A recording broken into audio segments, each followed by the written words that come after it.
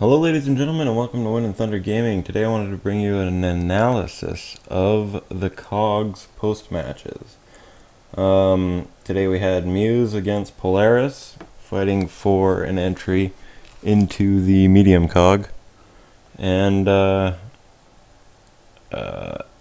Merry Northern Storm versus Corvus Marauders, and the Paddling versus the Gentleman.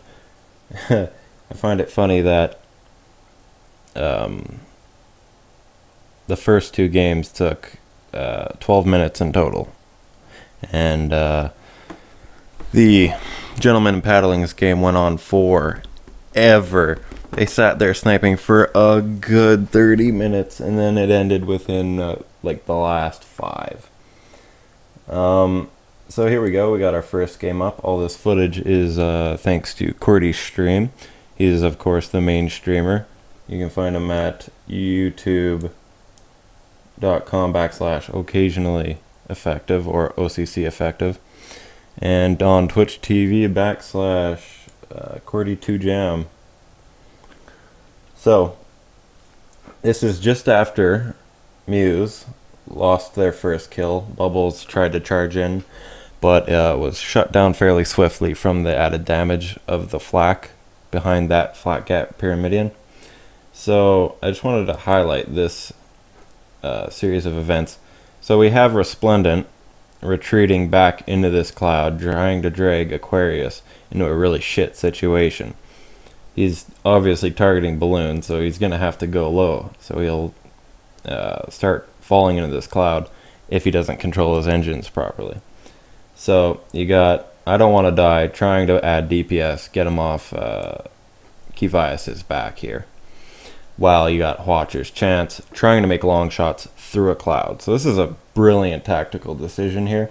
As you can see, now he's in the cloud, turned to face Bubbles in the cloud. Shit's happening.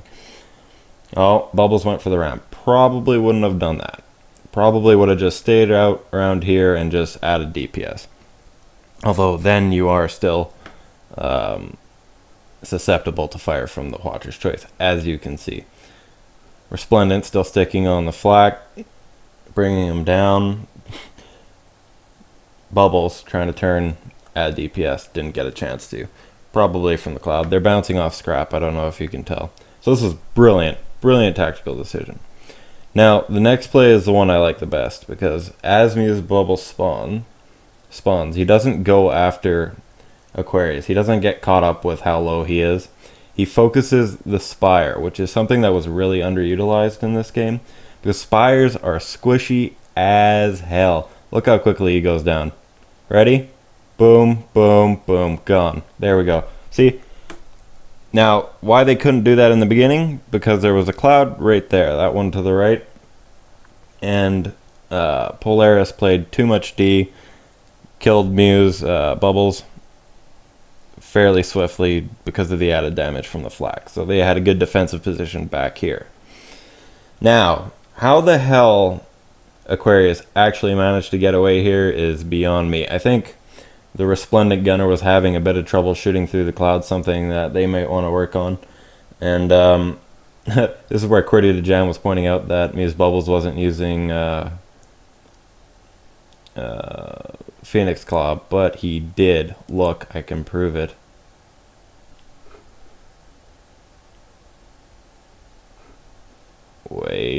Wait for it. Come on, I know you did. There it was. You saw it up there. Phoenix Claw, right there, Cordy. Eat your own words.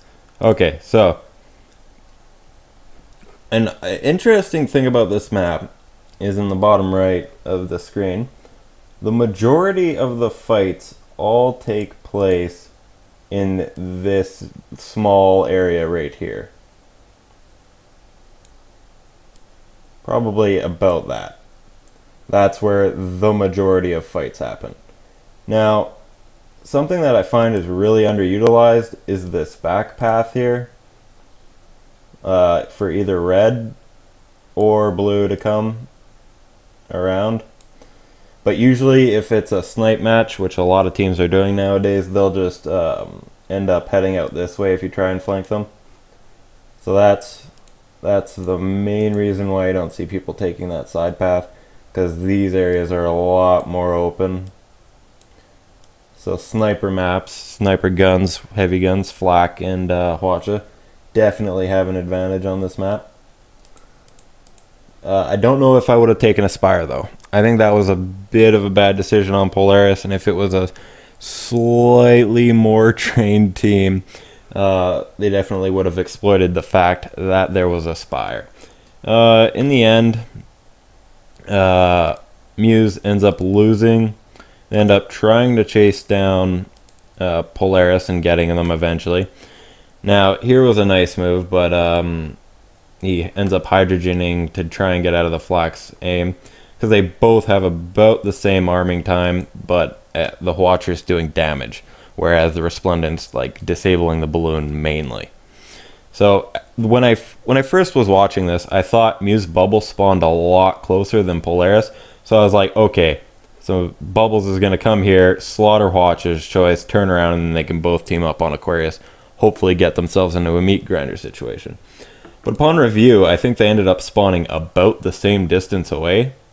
So Muse Bubbles had no choice but to intercept the Aquarius on his way to his teammate. I really don't see how else they could have done this other than the Resplendent trying to run to Muse Bubbles to try and recuperate. But at that point, they'd be under armored, and it would be hard closing ground. And poor Bubbles should have pulled out once he saw the Resplendent pop, but at this point it was too late, and he popped. The poor Muse team got together within like the last 5 minutes before the game started. I witnessed it. Muse's Bubbles was freaking out towards the closer we got to the game. But yeah, that was our first game. Hello and welcome back to part 2 of the post-COGs analysis. This footage was wonderfully provided by Qwerty the Jam's Twitch TV channel. Occasionally Effective, I believe, is the moniker they go under. That's their YouTube in the bottom right. So I'm just streaming this and now analyzing it. So that's the map, which we might make a bit smaller. Okay, so some big things that happened today. Today, the Merry Northern Storm shit on the meta, which I loved. My pants got a bit tight when I saw the galleon they were using today. It's the belief of many people that having 3 engineers is better than having 2 engineers and a gunner. So Merry Northern Storm said, guess fucking what? We'll teach you why that is not the case. Zill gave Yiski a Hwacha and he used burst. And they're like, okay, you want to take an extra engineer? Let's give you more shit to fix. So here we go. Then it was fixed. Right side. Coming up. Beautiful, beautiful zoning from Merry Northern Storm. Confusing them, separating them both straight off. Big Hwacha bursts. Now the thing you want to know about Hwachas is if you only have one, it's a disabling tool. But the minute you put 2 of them on a fucking galleon, holy shit, DPS. Holy Mother Mary and Joseph, DPS. Okay, so here we go. Now, one thing Aquamac does here, panics. Panics hard. Watch this. Hydrogen's just trying to get away from the DPS. They follow him up, not letting him get away. Constitution is trying to Moonshine to get closer. I really think Moonshine's underutilized, but now this was bad. Never ever turn your right side if you're in a pyramid in, because that's the side with no guns. That's your most susceptible side. You always want to turn left. I would have turned left and reversed if I was him, because then at least you have some guns firing, which is better than no guns firing at all. So yeah, here we go. Constitution now backing off. Thank God he didn't meat grind here. Now they're regrouping. But yeah, I love the dual Hwacha layout. Yiski taking burst rounds, like, okay, guess what? You want an extra engineer? More shit to fix. Long range, missed it, but they're in clouds and it's hard to predict, so that's fine. Skipping. Here we go, another big engagement. Constitution, not really helping focus. Would have stayed on target, wouldn't have worried about hydrogen, but I think they wanted to switch focus to the Leviathan, which was a good choice because then it was fixed was beside the canyon, so it couldn't turn. But as you can see, a level 10 pilot, hydrogened up, probably Phoenix Claw to turn that quick, and they're just focusing down targets one by one. Look at this. Look at this. Barely even scratching the hull of the Pyramidion. Galleon's untouched, needless to say. Dragula getting caught out. Big hits from the left side of that Galleon, which is a strong side because it has an extra medium gun, which was the Gatling. So the minute you have a armor-stripping Gatling gun turned on it, along with the disabling Hwachas, you're doing DPS, disabling everything, making the engineers shit themselves. Terrible spawn. Can't blame them for this, but they did the right thing. Tried to run to this rock over here on the left. Tried to run for it, but yeah, the pilots were way too high level and just pounced on them. Constitution did not even have a chance to make it to them by the time they were dead. Landing all those Hwacha barrages, and yeah, explodes. Beautiful showing from Mary. I love the new Hwacha. I'm wondering if they'll be able to take it up against sniping builds. That's debatable, but yeah, it's something I'd love to see in more games. Definitely made the games quicker. I wanted to point this out. Here, I'll go right here. Look, right here. This is Qwerty the Jam's Twitch. Definitely visit him. He's great. Look at this. First match, Mesosaurus versus Polaris, 6 minutes 40. M&S versus Corvus, 6 minutes. The Paddling versus the Gentleman, 34 minutes. And I feel like that is with some editing. I feel like he edited some shit out. Because I swear to God, I was at least watching that stream for an hour. But yes, beautiful showing from both teams. However, I don't know if it was the new roster change that happened with Corvus that tilted them a bit. But yeah, beautiful showing from Mary. Gonna need to step it up from Corvus, but awesome showings from both teams. Hello and welcome back. This is part 3 of the post-COGs week 3 post-game analysis. This is the Gentleman versus the Paddling. All this footage was provided by Qwerty the Jam's Twitch. Their YouTube is Awk Effective. Occasionally Effective is what that stands for. Go check them out. They're beautiful people. Yeah, let's just make that a tad bit smaller. Okay, fine. Oh, we're still on Canyon Ambush. Here, let me change that really quick. So we have a game, the Paddling versus the Gentleman. We all sighed in unison and made this community. The community decided to make this the last matchup because, by God, it was going to be the longest. And it was. This match went on for 34 minutes. It was sniping for 30 of those minutes. This is the culmination of an entire sniping match ending in 4 minutes. And we're going to watch that. In the beginning, I just want to hit this part really quick. The hull's going down and going. You can see here, I thought that the Ducks were at a bit of a disadvantage because the Gentlemen can shoot through clouds. They've proven that on multiple occasions. But if you look here, the Ducks have a lower altitude. So I felt like the Gentlemen had an advantage in that because all they have to do is hit the balloons, and then they're so much lower that they can just hit the ground and keep abusing that. But the Ducks persevered beautifully, as we found out. And it led to the culmination at the 29-minute mark, where the Bahamut started charging. That is just after the Bahamut had died from charging. Let's go here. As you can see here, Dirty Duck moving to engage.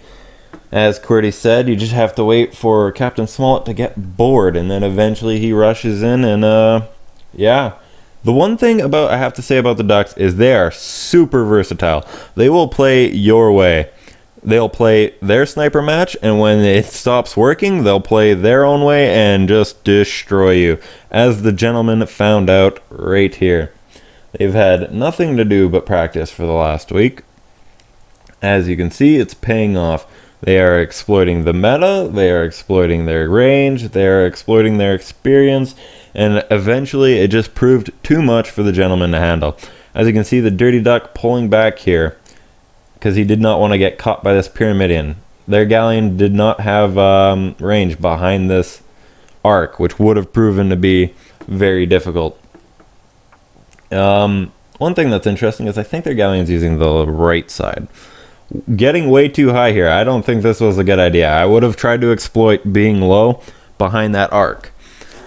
The Bahamut laying down the Gatling fire on Dirty Duck.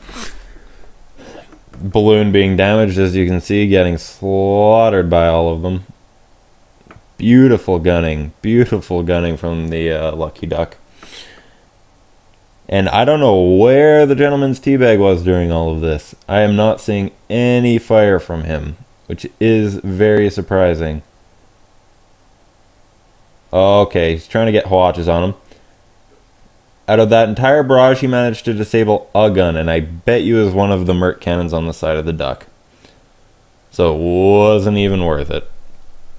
There we go. Now we're starting to get engines, and we have all his guns disabled. So there are his turning engines and his guns disabled. Perfect. Gentleman's teabag getting a little bit close. I don't know. Probably should have stuck back in this area. But yeah, the Bahamut still taking damage. Still getting damage. Hwacha bursts in vain, not using heavy.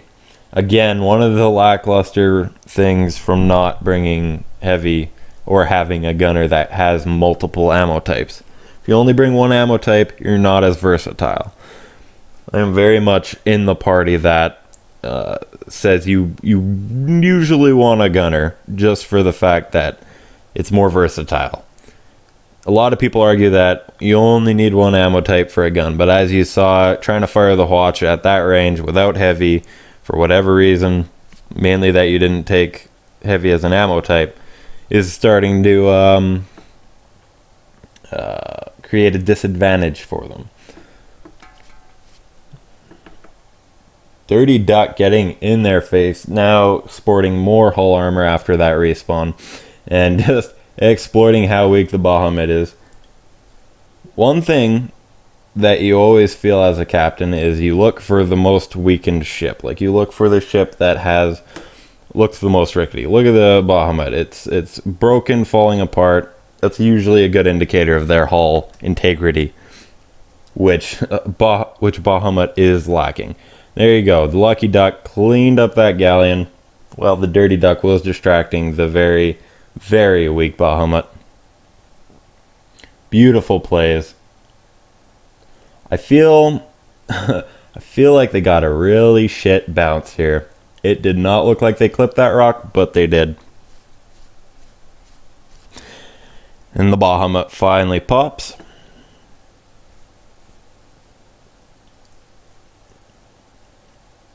Oh, that is a rancid spawn right there. Rancid spawn. More be joking, and then it was 1-1 for another 30 minutes. However, the Bahamut did not get a good enough spawn to turn this into a sniper game, so the Lucky Duck was going to try and cut him off, distract him, disable him before he got to range and protection from his teammate. Dirty Duck moving in. This is going to be a quick kill. They're firing on the balloon, not getting good angles. Now they're sandwiched in between two of the most high-level captains this game has to offer. As you can see, his hull will start melting. Gentleman trying to focus down that galleon. I don't know if that's the best idea. But yes, they finally got that galleon. Finally got that galleon. Very close game, regardless. However, they got a little bit too aggressive near the end, and as much as I hate to say that, like, sniper match for 30 minutes, and then they got too aggressive. But it always seems to me the first team to become aggressive in a sniper match is usually the one that loses. And once you're aggressive in a sniper match, you start becoming committed to that mentality, which sticks you in really shitty situations, especially when they're long range. They're all joking about tickling in chat. Nice thing, I'll point this out while we're watching the final minutes. You can play short range on this map. There's enough cloud cover that you can do it. Like all this, there's a spawn here, there's a spawn here. And yeah, needless to say, there's this piece of ice that you can go behind if you spawn on the right side there. You can literally just ride the edge of the map to get to their spawn. Although it's more like that. I just figured this out the other day. Beautiful showing from all these people. Sadly, the gentleman couldn't pull it out. But yeah, the entire bottom side of this map, like between here and here, there's enough cover to get there. I feel like if you took a carronade on this map, you had moonshine or some other kerosene. I'd take moonshine after how they buffed it. Doesn't do that much to the engines. You rush for this location and then you sneak up on the sniping team, who may or may not have moved to the middle of the map, but by that time you can just use cloud cover, so it's fine. I really feel like we'll start seeing short range on this map at some point. It's just a matter of when, who wants to try it, who's willing to sacrifice the championship COG to try, or sacrifice their challenging position for championship COG by trying this tactic. I feel like if anyone's gonna do it, it's gonna be Merry Northern Storm. They've used blender fishes on dunes, which usually I don't agree with, just because you can play really defensive on that map. And there's not a lot of clouds that you can hide behind. As you saw in, I think it was week 2 in that hide and seek game they played. But yes, definitely going to see the meta switching up, and we're going to start moving away from sniping, I feel. Anyway, thank you. This has been Wind and Thunder Gaming with your post-COGs analysis. Thank you and good night.